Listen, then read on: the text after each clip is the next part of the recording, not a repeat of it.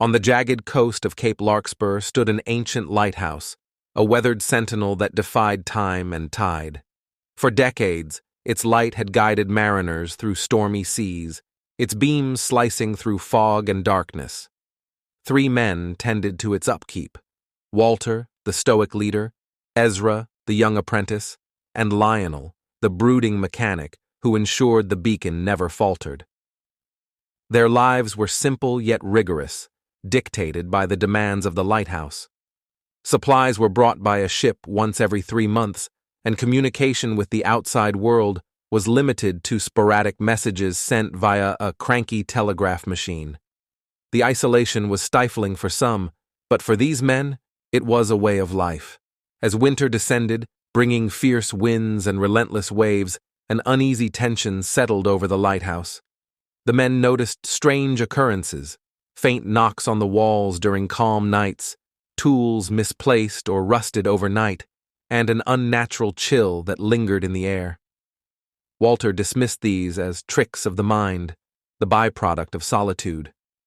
"The sea plays tricks on us," he said gruffly, sipping his tea by the fire. But Lionel wasn't so sure. The storm. It was during one of the fiercest storms they had ever encountered that things began to unravel. The wind howled like a banshee, and the waves crashed against the rocky cliffs with unrelenting fury. The lighthouse trembled under the onslaught, its windows rattling like drums. Ezra, who had the midnight watch, hurried down the spiraling staircase to the keeper's room, where Walter and Lionel sat in tense silence. "There's something out there," Ezra said, his voice quivering. Walter glanced up. "Out where?" "On the rocks," Ezra replied. "I saw it from the tower, a figure standing in the storm." Lionel frowned. No one could survive out there. "I know what I saw," Ezra insisted. Against his better judgment, Walter donned his raincoat and ventured outside with Lionel.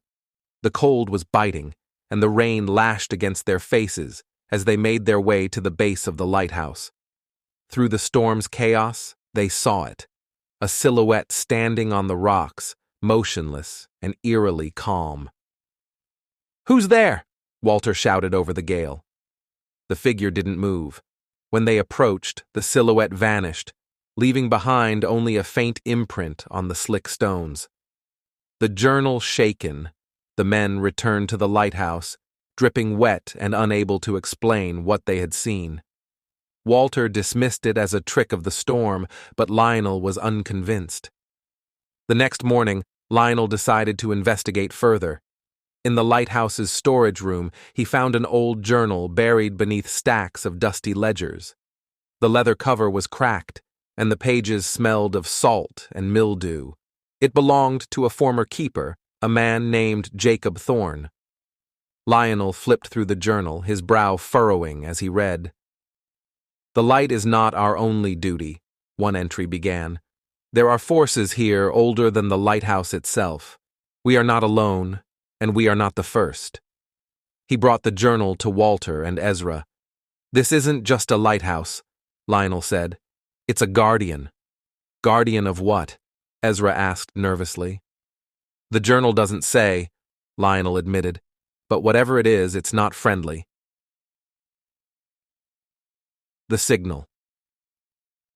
As they debated the journal's implications, the telegraph machine sprang to life, clicking and clattering with an urgency they hadn't heard in years. Ezra rushed to decode the message, his hands trembling. The message read, "Unusual activity detected in your sector. Stay vigilant. Reinforcements delayed due to storm." "Reinforcements?" Walter said, narrowing his eyes. "We've never needed reinforcements." "Maybe it's connected to the figure," Ezra suggested. Walter stood. "Whatever it is, our job is to keep the light burning. If this is some kind of test, we'll pass it. We've handled storms before. We'll handle this." But the storm outside was no ordinary storm. The light falters. That night, the beacon flickered. It was the first time in decades that the light had faltered. Lionel scrambled to the machinery room, where the massive gears and lenses of the lighthouse's beacon were housed. It's impossible, Lionel muttered as he inspected the mechanisms. The system's designed to withstand anything. Ezra, who had followed him, pointed to the glass. What about that? A strange, black residue coated the inner surface of the lens. It pulsed faintly, as if alive. What is that? Ezra whispered. I don't know, Lionel replied, but we need to clean it off. They worked together, scrubbing the residue away while Walter manned the tower. As they cleaned, the storm intensified, and a low, guttural hum began to emanate from the walls. What's happening? Ezra shouted. Lionel didn't answer. He was too focused on the task, his hands shaking as he scrubbed. The warning. The journal had warned of a tipping point, a moment when the light would be tested against an encroaching darkness, but it had never explained what that darkness was. Walter pieced it together as he stood in the tower, staring out at the Black Sea. The figure Ezra had seen wasn't a man. It was something else, something ancient and hungry. He descended the staircase with purpose, finding Lionel and Ezra still in the machinery room. It's not just the light, Walter said. It's the lighthouse itself. It's a barrier. If the light fails, whatever's out there will get in. Lionel stopped scrubbing and stared at him. And how do we stop it? We don't let the light go out, Walter said firmly. The siege.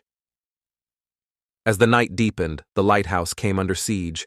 The walls groaned under the weight of an unseen force, and the black residue returned, spreading faster than they could clean it. Ezra's fear got the better of him. We can't win this, he shouted. Calm down, Walter barked. Panic won't help us. But even Walter's resolve began to waver when the black residue started seeping through the cracks in the walls, oozing like tar and emitting a noxious stench. Lionel devised a desperate plan. The beacon's light is amplified by its lens. If we can modify the system to concentrate the light, it might burn this stuff away. It's risky, Walter said. It's all we've got, Lionel replied. The final stand. While Lionel worked on the modifications, Walter and Ezra fought to keep the residue at bay, using anything they could find, mops, buckets, even their bare hands. The residue burned their skin and filled their lungs with a choking vapor, but they pressed on. Finally, Lionel shouted, It's ready! The beacon flared to life, its light brighter and more intense than ever. The black residue recoiled, retreating into the cracks and crevices from which it had emerged. The walls stopped groaning, and the storm began to abate. But the victory came at a cost. Ezra collapsed, overcome by the fumes. Lionel, too, was weakened, his hands blistered and bleeding from his work on the machinery. Walter carried Ezra to his bunk and returned to the tower, where he stood watch until dawn. The morning after. By morning, the storm had passed, leaving the lighthouse battered but intact. The black residue was gone, leaving no trace of its presence. Ezra recovered slowly, his youthful optimism replaced by a quiet resolve. Lionel resumed his duties, though his hands bore permanent scars. Walter, ever the leader, wrote a report to their superiors, detailing the events of the past few days. He didn't expect a response. The Keeper's Oath. Years later, the lighthouse still stood, its light unyielding. New keepers came and went, but Walter, Lionel, and Ezra remained legends among them.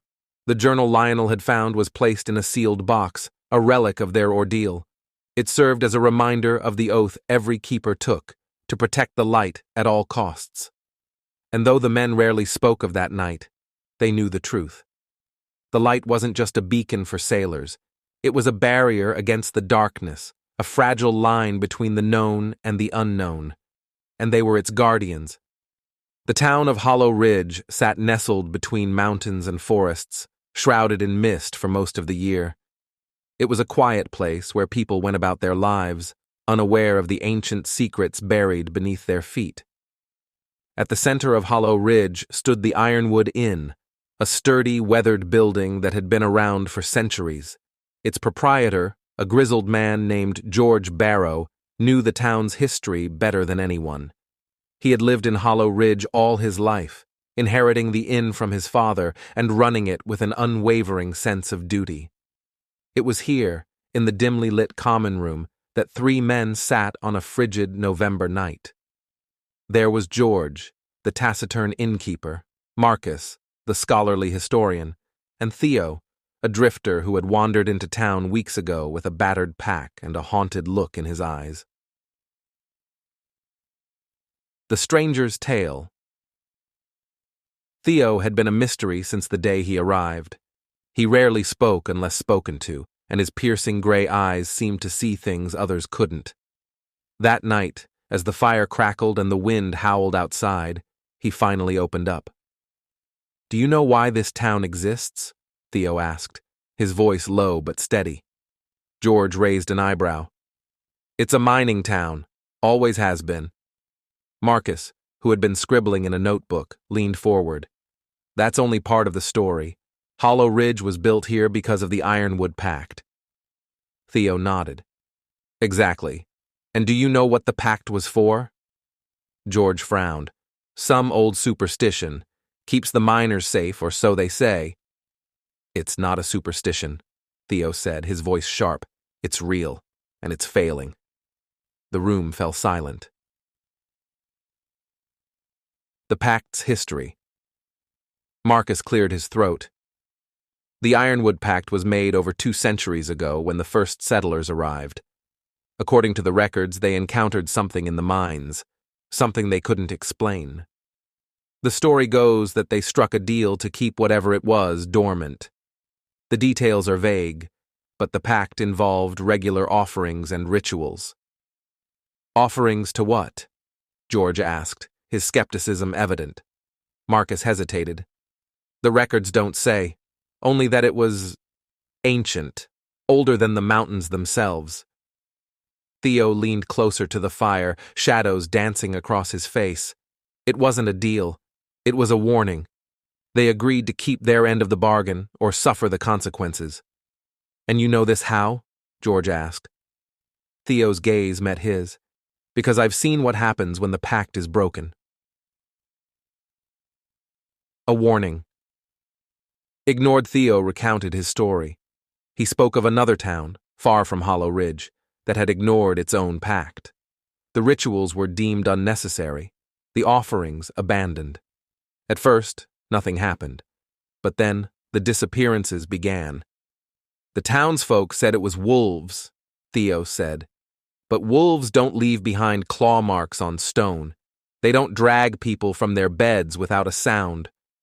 His voice trembled as he continued. "I was there the night it happened. The ground shook, and a sound like grinding metal filled the air. I ran, but when I looked back, the town was gone. Just gone. All that was left was a crater." George shook his head. "That's nonsense. If something like that happened, it would have made the news." "No one reports on things like this," Theo said bitterly, "because no one survives to tell the story." A decision to make. George stood and poured himself a drink, his hands steady despite the unease creeping into his mind. "Even if I believed you, and I'm not saying I do, what are we supposed to do about it?" Marcus spoke up. "The next offering is due in 3 days. If Theo's right, we need to make sure it happens." Theo shook his head. "It's too late. The signs are already here." "What signs?" George asked. "The animals," Theo replied. "You've noticed, haven't you? Fewer birds, fewer deer. They're leaving because they sense what's coming." George glanced out the window. The forest was eerily quiet, the kind of silence that made his skin crawl. Marcus adjusted his glasses. "If the offering is what keeps the pact intact, then we need to honor it, no matter what it entails." The descent. The next morning, the 3 men descended into the mines. They carried lanterns and tools, their breaths visible in the cold, damp air. The deeper they went, the more oppressive the atmosphere became. Theo led the way, his movements deliberate and confident. He seemed to know exactly where to go, which unnerved George and Marcus. "How do you know this place so well?" George asked. "I've been here before," Theo said simply. The tunnels grew narrower, the walls slick with moisture. Strange symbols were etched into the stone, their meanings lost to time. "This is it," Theo said, stopping before a massive iron door. The door was ancient, its surface corroded but still imposing. Marcus ran his fingers over the carvings, his face pale. "These symbols, they're warnings. What do they say?" George asked. Marcus hesitated. "Do not open." The chamber. Despite the warning, they pushed the door open, its hinges groaning in protest. Beyond it lay a cavernous chamber, the air thick with an otherworldly hum. At the center of the room stood an altar surrounded by more symbols and carvings. Theo approached the altar, his expression grim. "This is where the offerings were made." George examined the altar, his jaw tightening. "What kind of offerings are we talking about?" "Usually grain or valuables," Marcus said. "But there are accounts of larger sacrifices during times of desperation." George shot him a glare. "We're not sacrificing anyone." "We won't have to," Theo said. "If we act now." He produced a small pouch filled with dark, powdery soil. "This is from the crater I told you about. It's connected to whatever was unleashed there. If we scatter it here, it might strengthen the barrier." Marcus looked skeptical. "And if it doesn't?" "Then we're out of time," Theo replied. The awakening. As Theo began the ritual, the hum in the air grew louder. The symbols on the walls started to glow faintly, pulsating like a heartbeat. George and Marcus stood guard, their lanterns casting flickering shadows. "Something's happening," Marcus whispered. The ground trembled, and a low, guttural growl echoed through the chamber. Theo worked faster, his hands steady despite the growing tension. Suddenly, the iron door slammed shut, trapping them inside. "What was that?" George shouted. "The barrier's weakening," Theo said. "I need more time." The growl grew louder, and a pair of glowing eyes appeared in the darkness beyond the altar. The encounter. The creature emerged, its form shifting and amorphous, like smoke given weight and shape. It was massive, its presence suffocating. George raised his pickaxe, though he doubted it would do any good. "What is that thing?" "The reason for the pact," Theo said, his voice steady. "Keep it distracted." George and Marcus moved toward the creature, their lanterns held high. The light seemed to slow its advance, but it didn't stop. Theo completed the ritual, scattering the soil across the altar. The symbols flared to life, their light filling the chamber. The creature let out a deafening roar and retreated into the shadows, its form dissolving as the barrier reformed. Betrayal. When the light faded, the chamber was silent. The oppressive hum was gone, replaced by an eerie calm. Theo slumped against the altar, exhausted. "It's done." George and Marcus helped him to his feet, their faces pale but determined. "What happens now?" George asked. Theo looked at the altar, then at the iron door. "We make sure no one forgets." A new pact. The three men returned to the surface, where the morning sun shone brightly on the town. Hollow Ridge was safe, for now. They didn't tell the townsfolk what had happened in the mines. Instead, they reinstated the rituals and made sure the offerings continued. George, Marcus, and Theo became the new guardians of the Ironwood Pact, their bond forged in the darkness beneath the earth. And though they never spoke of the creature again, they knew it was always watching, waiting for the pact to break.